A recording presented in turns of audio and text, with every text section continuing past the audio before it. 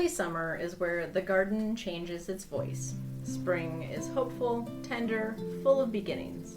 But early summer? Early summer asks for commitment. The seedlings are no longer fragile little promises. Now they are growing fast, stretching upward, flowering, demanding water, nutrients, and attention. The days grow hotter, the soil dries quicker, the pests arrive. And suddenly, gardening becomes less about planting and more about tending. This is the season where gardeners learn one of the oldest truths. A garden is not controlled, it is guided. Today we're talking about early summer garden care, how to nourish plants naturally, create fertilizer from weeds, conserve water during heat, and work with nature instead of constantly fighting against it. Welcome, witches, pagans, heathens, spiritualists, and anyone interested in living sustainably. This is Old Ways, New Days, where the old ways meet the good dirt. I'm Kayla. And I'm Nell. And each week we explore the sacred art of living close to the land. From compost to covens, chickens to charms, We're reclaiming self-sufficiency, seasonal living, and ancestral wisdom. whether you're stirring your cauldron or your soup pot, This is a space for wild-hearted folk walking the homesteading path with intention, magic, and muddy boots.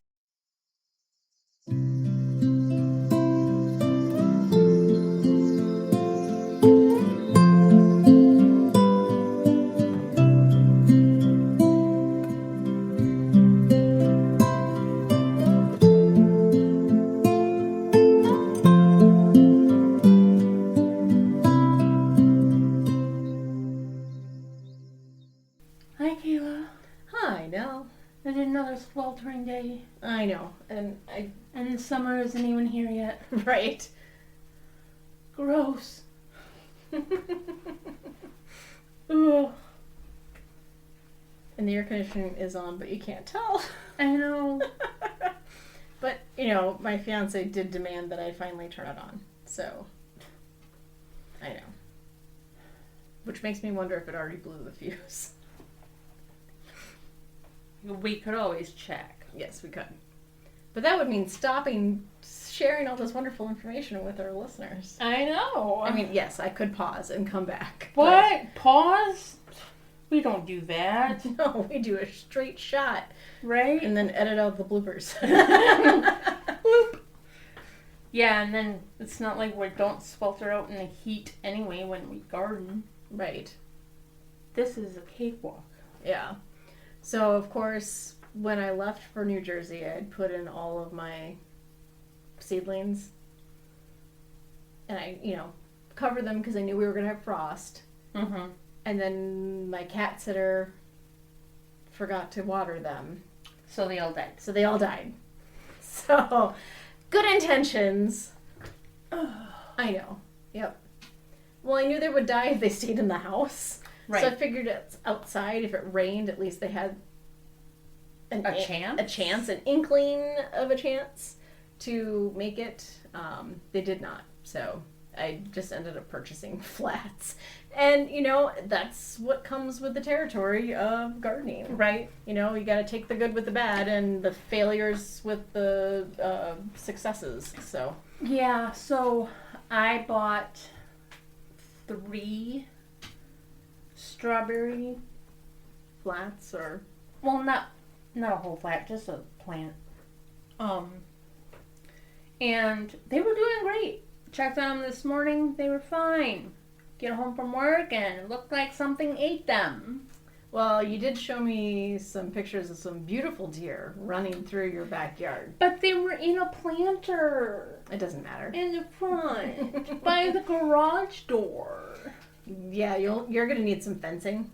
I did find something and put Okay. it over it. All right. Hopefully that'll deter them away. Yeah, because I noticed I don't see deer. There are deer in the neighborhood. I've never seen them in my yard. Just I think because I'm on such a busy corner. Mm-hmm. So they clearly come at night when I'm sleeping. But I noticed when I was unwrapping my bushes that I had put burlap around, that the one bush I did not wrap Had nibbles on it? Had nibbles. Like, it lost maybe a third of its volume from last year. I mean, it's just a choke cherry, so the cherries are super, super bitter, so it's more for birds, so that they don't pick my sweet cherries.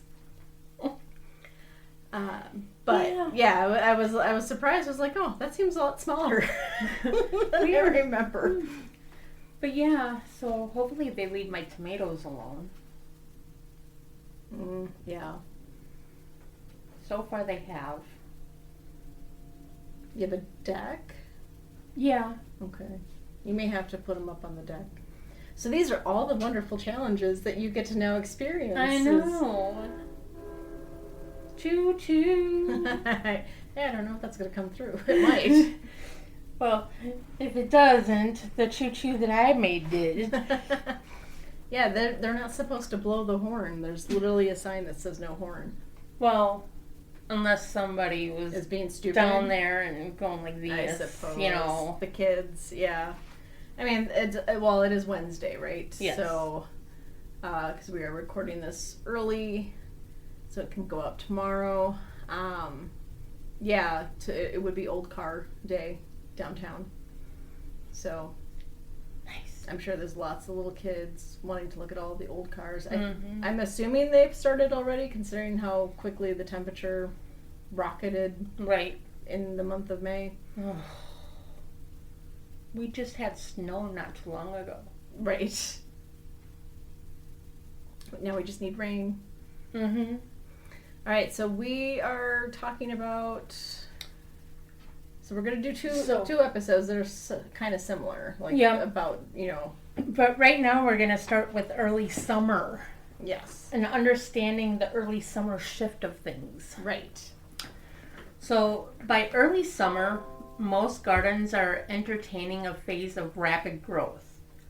Plants are developing fruit, expanding root systems, pulling heavy nutrients from the soil, requiring consistent moisture, and this is also when stress begins to show. Leaves yellow, plants wilt, pests appear seemingly overnight. But many of these issues are connected. Weak soil leads to weak plants. Weak plants attract pests. So the real goal isn't just eliminating problems, it's building resilience in the garden ecosystem itself.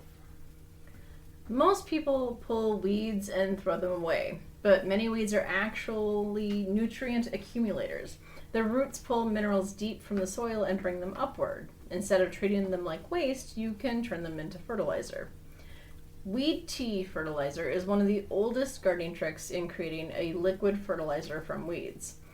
Good plants to use are dandelion, comfrey, plantain, nettle, lamb's quarters. Plants that you want to avoid are any poisonous plants like poison ivy. Yeah. Any seed-heavy invasive weeds, unless fully submerged and decomposed. So, like all the creeping Charlie that I'm trying to pull up, that's heavily, seeded and rhizomes, and would not make a good. No. I I have a lot of nettle if you want it. Okay. Like a lot of nettle. But you also have, what did you say? Burdock. No, I have burdock in my yard. What do you have? The really invasive. That tree. Yeah. That I told you need to hire goats to eat. Yeah, I can't think of the name right now. And just completely out of the head. Yep. It's I'm drawing a blank right now. It'll come to me randomly and I'll just blurt it out in the episode. So if you hear it blurted out later. Like, that's what it was. So how to make a compost tea. You want to fill a bucket halfway with chopped weeds, cover with water, and let steep for 1 to 3 weeks. It will get horribly smelly, just a heads up. Stir it occasionally. It will smell strong. Very strong. That smell means decomposition and nutrient release. So how to use this? You want to dilute roughly 1 part weed tea to 10 parts water. That way you aren't burning the tender roots or leaves of your plants. You want to use that around tomatoes, squash, corn, or any heavy feeding plants. This is a free, mineral-rich fertilizer from plants, and that many people already remove. So while I'm weeding all those dandelions, well, I'm pulling all that nettle. yeah, make some compost tea. Mm-hmm. So, if there's one thing that transforms summer gardening, it's mulch. Mulch holds moisture, regulates soil temperature, prevents erosion, feeds soil life, suppresses weeds. In hot weather, bare soil dries quickly and becomes stressed. Covered soil stays cooler and healthier. Best mulches are straw, grass clippings that are chemical-free, leaves, wood chips around perennials, pine needles for acid-loving plants, and just a little tip, keep mulch slightly away from plant stems to prevent rot. So when I was weeding the other day, and I have wood chips everywhere because I do a free chip. It's called chip drop. I think it's nationwide, but it's arborists when they have to cut down a tree and they have to wood chip it. They have to pay a disposal fee, but if you apply, they will just drop a full load of wood chips in your yard wherever you tell them for free. Maybe I'll have to do that. Yeah. Because I want to get rid of all the pea gravel that is in front of my house. Yeah, that would be, yeah. But, so most of my wood chips, like 90% of my wood chips came from an arborist. And when you have that tree that was alive when it was cut down, and 90% of the time, it has all those bioorganisms, that are cohabitating with it. Mm-hmm. So I'm pulling up all these weeds and I'm just seeing the mycorrhizomes of fungi and all these things, little threads that are the nature of life, which I feel horrible to disrupt, but I also need to take the weeds out. There's something deeply powerful about growing your own medicine, not the kind that comes in a plastic bottle from a pharmacy shelf, but the kind that begins with soil under your fingernails, sunlight on green leaves, and the quiet patience of the seasons. For thousands of years, people all over the world turned to plants first. Long before modern pharmaceuticals, families kept small plots of healing herbs close to the kitchen door. Plants for fever, for cough, for sleep, for calming the nerves after a long day's work. Those gardens weren't just practical, they were sacred. A medicinal garden is one of the simplest ways to reconnect with that tradition, even if you only have a patio, a balcony, or a few containers in a sunny window. That's why we have partnered with a medicinal growing kit that's perfect for beginners and seasoned plant lovers alike. This kit comes with carefully selected seeds for classic healing herbs like chamomile for calming teas, calendula for skin healing, lemon balm for stress and sleep, peppermint for digestion, lavender for relaxation. What we like about this starter kit is that it removes the overwhelm. You're not standing in a garden center staring at hundreds of seed packets wondering where to begin. Instead, you start with the plants that have been traditionally used in herbalism for generations. With your seed kit, you'll also receive a copy of the Herbal Medicinal Guide from Seeds to Remedies. This guide will show you how to turn these 10 plants into tinctures, ointments, salves, poultices, decoctions, infusions, essential oils. All in minute detail so you can follow the guide even if you've never made an herbal medicine in your life. And if you're someone who practices earth-based spirituality, herbal magic, or simply wants to reconnect with older ways of caring for yourself and your family, growing medicinal herbs can become part of your seasonal rituals. Planting seeds becomes intention, harvesting becomes gratitude, and every cup of tea carries a story from the soil to your hands. If you're interested in starting your own medicinal herb garden, check out the affiliate link in the show notes. Supporting the link also helps support the podcast and keeps episodes like this growing, because sometimes the most powerful medicine is the kind you grow yourself. Keeping thirsty plants hydrated is very important. Some plants become extremely water demanding in summer. specifically tomatoes, cucumbers, squash, corn, and pumpkins. But watering more often isn't always the answer. Watering deeply matters more than watering constantly. For best watering practices, you want to water early in the morning. Reduces evaporation and fungal disease risk. Watering deeply. Shallow watering creates shallow roots. Deep watering encourages stronger plants. So to know that you're doing a deep water, you actually want to see puddles on the top of your garden. And if you see a puddle forming, then you know as it soaks in, it'll really get far deep down. Yeah. And you want to focus on roots. Avoid soaking leaves when possible. Ancient and low-cost water conservation tricks. Olas, which are unglazed clay pots buried in soil, slowly release water underground. These were historically used across Africa, China, Latin America. Sunken containers bury partially perforated containers besides plants for slow root watering, and shade cloth, especially useful during extreme heat waves. So, pests are part of gardening. A completely insect-free garden is not necessarily a healthy one. The goal is balance, not total eradication. Aphids, tiny, soft-bodied insects clustering on stems and leaves. Signs are curling leaves, sticky residue, ant activity.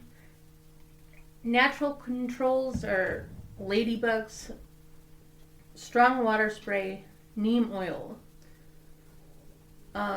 Companion flowers like calendula, slugs and snails, especially active in damp areas. Your signs are holes in leaves, slimy trails.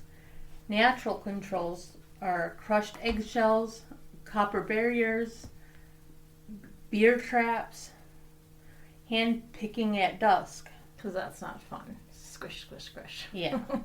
Yeah. Beer. I tried the beer trap thing and it's hit or miss. Ow! Oh, come on. I know you're purring, but come on. You don't need to need my leg. When you're wearing shorts. So you want to squash the bugs. A major issue for squash and pumpkins. Squash bugs. Squash bugs are a bug I know. that you want to squash. So, squash bugs. A major issue for squash and pumpkins. The signs are wilting leaves, bronze-colored eggs under the leaves. And control, remove eggs manually. Grow nasturtiums nearby. Early detection is critical. Cabbage worms. Small green caterpillars on brassicas. Their signs are holes in kale, cabbage, broccoli. Your natural controls are floating row covers. Hand removal. Bacillus thuringiensis. What she said. BT, if necessary. Sorry, my boy cat is is being very aggressive right now. Because he wants the plant. That has gotten very long and leggy because, it doesn't have enough sunlight. For a plant that's a shade-loving plant. Purr. Yep. Yep. I'm bonking my boot. All right. Companion planting and ecosystem gardening are traditional. Traditional gardens were rarely monocultures. Plants were grown together intentionally. Some combinations naturally repel pests and improve soil, attract beneficial insects, and helpful pairings would be tomato and basil, which is also really good together just to eat. Mm-hmm. As your cheese curds.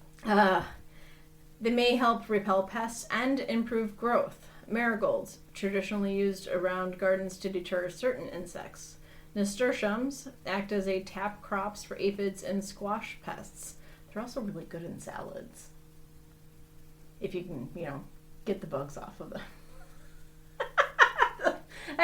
I wish everyone could see the face Nell is making. You don't eat flowers? Not usually. Flowers everywhere. Pollinators and predatory insects need habitat too. So, the emotional lessons of summer gardening is summer gardening teaches flexibility. No matter how skilled you become, something will fail. Weather will surprise you, insects will appear, plants will struggle sometimes, and yet the garden keeps going. That may be one of the deepest lessons gardening offers. Resilience is not perfection, it is adaptation. It is learning how to respond instead of panic, to observe instead of dominate. The healthiest gardens eventually become ecosystems. Birds arrive, pollinators increase, soil improves year after year. You stop fighting nature, you start collaborating with it. This is where gardening shifts from hobby to relationship, a living exchange between soil, water, plants, insects, and humans, each affecting the others. So, early summer is a season of tending, Not just planting, not just dreaming. but showing up consistently for what is growing. The weeds become fertilizer, The pests become teachers the heat becomes a reminder to slow down and pay attention. because gardens are not built in perfect conditions. They are built through care. And perhaps that's true for people too. Yeah. Remember to subscribe, share, and follow, get your friends to listen to. It's a hot one. It is very hot. And it's even hotter with a cat in your lap. A 12-pound fur ball. Yes.